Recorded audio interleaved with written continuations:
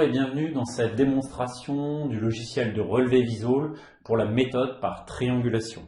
Alors la méthode par triangulation, pour résumer, c'est la méthode qui va être la plus rapide et la plus nomade. Alors pour cela, j'ai donc un télémètre de la marque Leica, donc paramétré en mode Bluetooth, ainsi qu'une tablette Microsoft Surface. Alors les deux, donc comme je viens de vous le dire, communiquent en Bluetooth. Au niveau de l'installation de Visual, donc il est sur une tablette Microsoft Surface parce que impérativement l'environnement doit être du Microsoft Windows. Donc vous pouvez l'installer sur une tablette comme sur un PC portable. Voilà. Alors ici il s'agit d'un télémètre S910.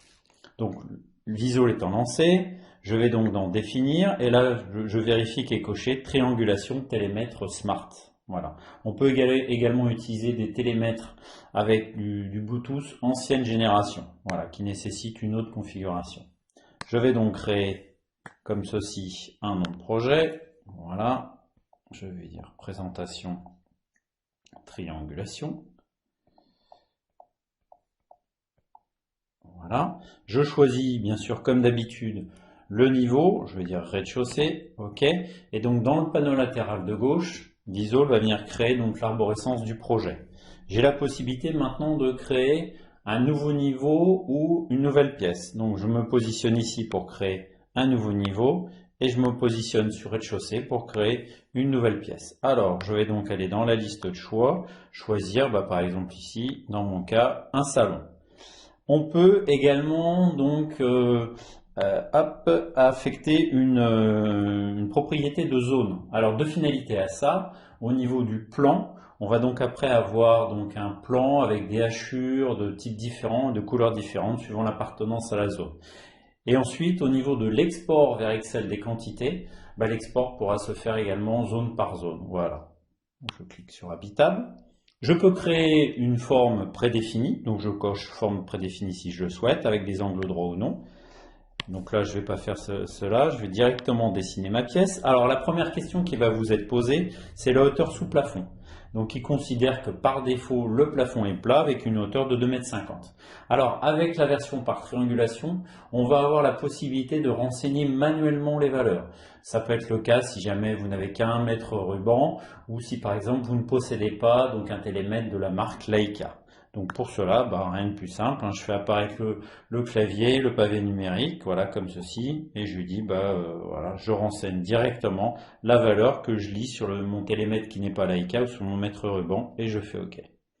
Alors, la méthode est toujours la même. On va en fait d'abord dessiner le contour de la pièce, faire un croquis à main levée, et ensuite on va renseigner les valeurs, et Visual va trianguler en temps réel. Donc ça va nous permettre ensuite de valider, à la fin, de valider en fait le relevé de la pièce. Alors je vais donc commencer soit en mode quelconque, soit en mode horizontal vertical, soit en arc de cercle, soit en courbe, avec possibilité également de mettre des angles droits. Donc par exemple, je veux dire, je suis horizontal ici, vertical ici. Je vais même mettre un angle droit ici. Et je vais passer ensuite en mode quelconque, voilà, comme ceci, et je ferme le contour par un segment. Voilà. Donc ma pièce étant définie de cette manière-là, je valide ensuite, et là je passe automatiquement en prise de mesure. Donc là, Visual va me proposer de commencer par relever en fait le premier segment que j'ai dessiné. Donc je prends ma mesure, voilà, comme ceci. Alors l'envoi en fait est différent suivant les télémètres. Ici j'ai une touche qui se trouve en bas à droite de mon écran. Donc j'envoie ma mesure et elle s'affiche automatiquement dans Visual. De la même manière, je vais prendre cette mesure là. Voilà. Comme ceci. Ça va s'afficher également. Et il me demande de renseigner en fait la diagonale. Donc là, je prends ma diagonale. Voilà. Comme ceci. Après, libre à vous en fait de renseigner les valeurs que vous souhaitez. Voilà, hop, hop. Je prends ensuite cette mesure-là. Voilà. Je passe au mur suivant. Donc là, vous avez possibilité, hop, en cliquant ici, de faire le zoom. Donc là, je vais sortir du champ de la caméra. Voilà. Tac. Alors là, vous voyez déjà, il s'est trompé. Donc j'ai la possibilité de faire annuler dernière action. Voilà, comme ceci. et de venir renseigner cette valeur-là. C'est ce qui est pratique. Il suffit, vous pouvez facilement revenir en arrière. Et là, je lui envoie ma nouvelle valeur. Voilà, comme ceci. Il me demande maintenant la diagonale. Voilà. J'envoie ma diagonale, comme ceci. Je passe maintenant sur la paroi qui se trouve derrière la caméra. Donc, vous allez me voir disparaître. Voilà. J'envoie ma valeur, comme ceci. Et enfin, dernière valeur qui se trouve ici.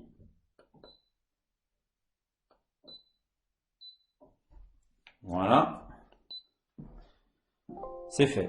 Et donc la pièce est entièrement mesurée, donc j'ai plus qu'à faire OK. Je valide. Alors on a en fait un jeu de code couleur, c'est-à-dire que à partir du moment où le relevé se passe correctement, mes mesures sont en vert. Des mesures en rouge, ça veut dire qu'il y a un problème. Des mesures en orange, ça veut dire qu'il y a des mesures en attente. Voilà. Et quand je retourne dans ma hiérarchie, très important, j'ai une petite coche verte qui précède le nom de la pièce. Ça veut dire que le relevé s'est correctement passé. Et ça vous assure que quand vous rentrez au bureau, vous avez donc un plan et un relevé qui est correct. Une coche rouge signifie qu'il y a un problème au niveau des mesures. Donc pour ça, il suffit en fait d'aller dans l'onglet mesure, distance et de compléter en fait les mesures manquantes. Une coche bleue signifie qu'une pièce a été correctement en fait dessinée, relevée, mais qu'elle n'a pas été intégrée au niveau, c'est-à-dire qu'elle a été dessinée de manière indépendante. Voilà. Dans le panneau latéral qui se trouve à droite, eh bien en fait, je peux déjà vérifier toutes les quantités des éléments qui ont été dessinés. Donc là, j'ai mon périmètre, ma surface au sol, ma surface habitable. Je peux également, par exemple, ici cliquer sur un mur et j'ai donc la hauteur, la longueur et la surface de ma paroi. Voilà. Donc si je retourne dans ma hiérarchie, je me trouve ici. Alors, donc là, on vient de dessiner donc la pièce. À ce niveau-là, je vais également avoir la possibilité d'aller dans Objet et de venir dessiner et relever d'autres éléments. Donc ça va être par exemple un plafond. Si mon plafond par exemple est rampant, donc ça fera l'objet d'un autre tutoriel. J'ai la possibilité de dessiner des poteaux, des ouvertures, des points ou des équipements. Alors, je vais commencer par les ouvertures. Donc les ouvertures, ça peut être une porte ou une fenêtre. Donc je vais choisir le type, mais également la forme. Alors, plusieurs méthodes pour ça. On va bientôt, bien sûr, pouvoir relever largeur, hauteur à lèche grâce au Bluetooth, mais également aller dans Catalogue. Et dans Catalogue, en fait, si vous constatez que vous avez des blocs portes ou des blocs fenêtres avec des ouvertures, disons, avec des dimensions standards, un double clic, par exemple, si je dis c'est une largeur, c'est une porte de 90 sur 2,15, je double-clique en fait. Et ça vient, alors je me suis trompé, je n'ai pas cliqué au bon endroit. Voilà, ça vient automatiquement en fait renseigner la largeur, la hauteur et la lège de ma porte. Donc ensuite, je viens tout simplement cliquer la paroi dans laquelle se trouve ma porte. Je vais lui indiquer par 2 points comme ceci. Et lui, au niveau des 4 points qui apparaissent en rose, ces 4 points vont en fait me permettre de déterminer le poussant ouvrant de mon ouverture. Donc je me positionne ici. Je vais ensuite mettre une fenêtre en fait qui se trouve dans le dos de la webcam. Donc je vais mettre cette fenêtre là. Je vais venir la mettre par exemple ici comme ceci. Voilà. Et je valide. Alors c'est toujours le même principe. C'est-à-dire que je dessine n'importe quel objet, une paroi, une ouverture, un équipement, et ensuite je passe en prise de mesure. Donc là, il me demande en fait de renseigner tout simplement la valeur qui existe ici. Voilà. Donc je vais le faire là pour le coup de manière manuelle, comme ceci. Et je vais lui dire, alors ici, j'ai 20 cm et je renseigne. Voilà. Et il me fait la même chose au niveau de mon ouverture, au niveau de la fenêtre qui se trouve dans le dos de la caméra. Donc là, je vais lui renseigner. Je vais me déplacer dans ma pièce, comme ceci. Voilà, je prends ma dimension que j'envoie ici et il m'indique donc que ma pièce est entièrement mesurée. En fait, Visio triangule en temps réel, donc il n'y a pas possibilité d'avoir des cotes redondantes ou quoi que ce soit. Il s'arrête dès qu'il a suffisamment de cotes et il va envoyer un message en disant la pièce est correctement relevée. Donc ce qui est le cas, donc j'ai ma pièce salon avec une petite coche verte qui la précède. Et si je passe en 3D, ben voilà, donc ma pièce est dessinée donc en 3D. Voilà. Alors, maintenant, je vais donc me repositionner donc dans ma pièce salon. Et cette fois-ci, je vais donc venir mettre des équipements.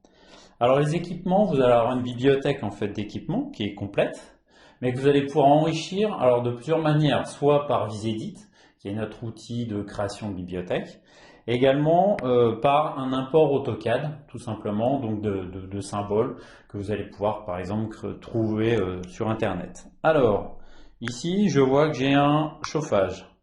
Alors, les équipements, ce sont les seuls objets qu'on peut venir en fait positionner à main levée sans avoir à les relever précisément. Alors, bah justement, au niveau de mon convecteur, qui se situe juste à ma gauche, bah je vais tout simplement lui dire, bah il est sur le mur ici.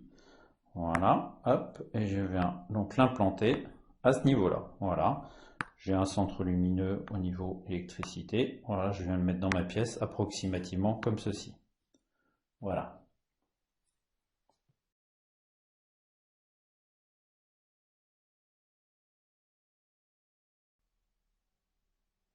Donc un autre point fort de Visol est de pouvoir donc affecter des propriétés, des informations qualitatives aux différents éléments du relevé. Alors pour ça, je vais donc retourner dans ma hiérarchie, donc je suis toujours dans mon salon, et je peux donc sélectionner ici la pièce, ici une paroi, ici une ouverture, ici un point, et à chaque fois je vais avoir donc un menu qui va apparaître via le menu contextuel qui se trouve ici. Et donc là, je vais donc dans Description. Et là, je vais avoir un petit tableau qui va apparaître. Alors un tableau qui n'est pas exhaustif et que vous allez pouvoir donc personnaliser et enrichir en amont.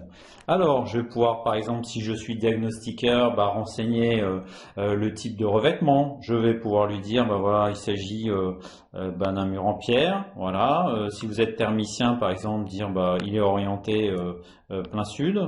Voilà, comme ceci. Je coche au fur et à mesure. Il s'agit d'un mur extérieur avec un revêtement intérieur, par exemple, c'est de la peinture. Voilà. Ces informations-là, en fait, vous allez ensuite donc les retrouver dans le panneau latéral qui se trouve à gauche.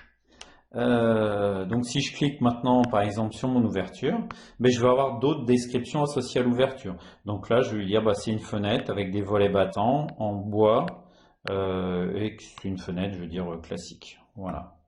Et puis la même chose pour le sol, voilà, je vais pouvoir lui dire il s'agit d'un plafond avec des poutres et un revêtement au niveau du sol, c'est de l'automètre, donc du carrelage. Et je valide, voilà. Donc ça c'est une chose. Donc en fait au niveau de Visol, vous avez la possibilité comme ça d'enrichir votre relevé avec toutes ces informations qualitatives. Euh, donc ces informations, vous les retrouvez, donc, comme je vous le disais, dans le panneau latéral à gauche. Mais on va également avoir la possibilité, en cliquant toujours sur une paroi, par exemple sur un élément, via le menu qui se trouve ici, de créer ce qu'on appelle nous une étiquette. Alors les étiquettes, c'est des sortes de zones de texte. Voilà, donc ici, je vais dire, j'ai remarqué qu'il y avait une fissure dans le mur, donc je vais écrire fissure, et je vais venir donc positionner donc une zone de texte, voilà, fissure, qui apparaît là. Zone de texte d'ailleurs que je peux venir d'ailleurs enrichir avec toutes les descriptions qu'on a mis auparavant. C'est-à-dire, voilà, je veux toutes les descriptions et je veux également récupérer la surface du mur avec la prise en compte des ouvertures. Voilà. Donc ça, c'est quelque chose qui va apparaître directement en fait dans la vue en plan. Et qui vous permet très rapidement, même au niveau de l'édition de plan, voilà, vous pouvez éditer directement par exemple un PDF et l'envoyer à un bureau d'études, à un architecte directement avec ces étiquettes. Alors la gestion des objets, c'est une petite en aparté. La gestion en fait des objets, de l'affichage des objets, se fait donc dans la barre verticale qui se trouve à droite. Et donc, vous cochez. Quand c'est en surbrillance orange, c'est que l'élément est visible.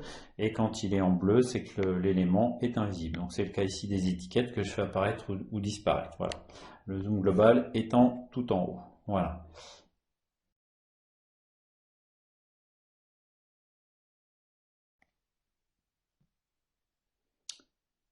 Donc maintenant, on va venir créer donc une deuxième pièce donc qui est attenante au salon.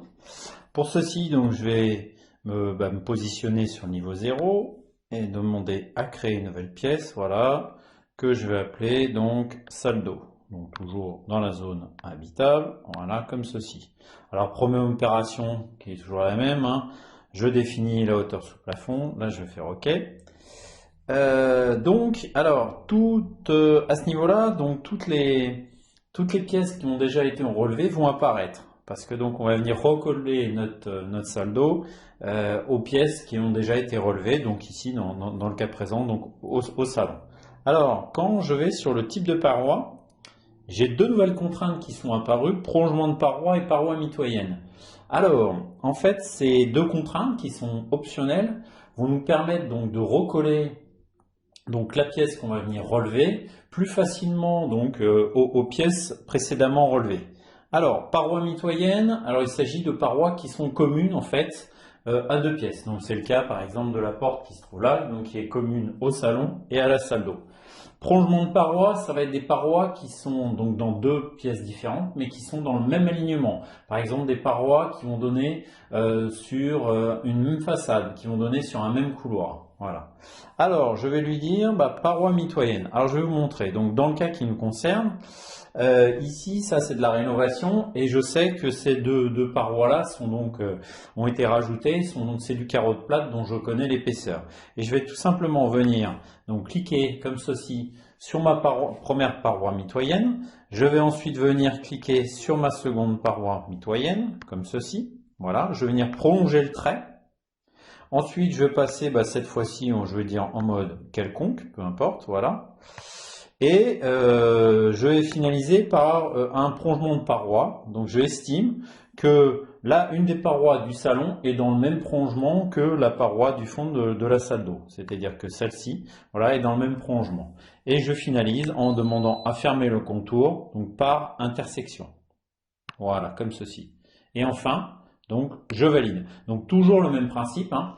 On dessine, on fait le croquis de la pièce, et ensuite, on prend les mesures, vise le triangule en temps réel, et valide ou non le relevé. Alors, étant donné que j'ai introduit des contraintes de paroi mitoyenne et de prolongement de paroi, j'ai un onglet qui s'est créé, donc un onglet qui s'appelle liaison, et qui va me demander de renseigner la valeur en fait de ma paroi mitoyenne. Donc pour cela, je vais tout simplement aller ici, faire apparaître donc, mon clavier, voilà, et lui dire, je sais que c'est de la cloison de distribution, par exemple de 7. Voilà, je valide. Je fais la même chose pour celle-ci, voilà, tac. Je vais faire mon pavé. Là ici, ce qui apparaît en rose, c'est donc la contrainte de prolongement de paroi entre donc mon salon et ma salle d'eau. Et donc ensuite, je passe en prise de mesure. Voilà. Et lui va me proposer en fait de renseigner la paroi qui se trouve dans le fond de la salle d'eau. Donc là, pour le coup, je prends mon télémètre. Alors, vous allez me voir disparaître. Je prends donc ma mesure. Voilà, comme ceci. Et donc toujours avec le même bouton, j'envoie ma mesure, voilà, il va me le calculer. Alors je vais lui reprendre cette mesure-là, voilà, et la pièce est entièrement mesurée. Et j'ai plus qu'à valider. Donc vous avez vu, c'est du temps réel, c'est-à-dire que vous prenez vos mesures, au fur et à mesure, c'est le cas de dire, Visol va en fait remettre la pièce telle qu'elle est dans la réalité, et il va s'arrêter dès qu'il aura suffisamment de mesures, il va vous renvoyer un message. Donc si je valide, ou si je retourne dans ma hiérarchie, j'ai bien une coche, d'accord, une petite coche verte qui précède ma salle d'eau, signe que la triangulation s'est correctement déroulée, que je peux rentrer au bureau, il n'y aura pas de cote oubliée, pas de cote erronée, et donc s'il me repositionne sur mon rez-de-chaussée, voilà ce que j'ai, directement, d'accord. Alors, on voit bien que j'ai un prolongement de paroi, que j'ai des parois mitoyennes au niveau donc notamment de la porte qui fait le passage entre la salle d'eau et le salon. Voilà, merci pour votre attention.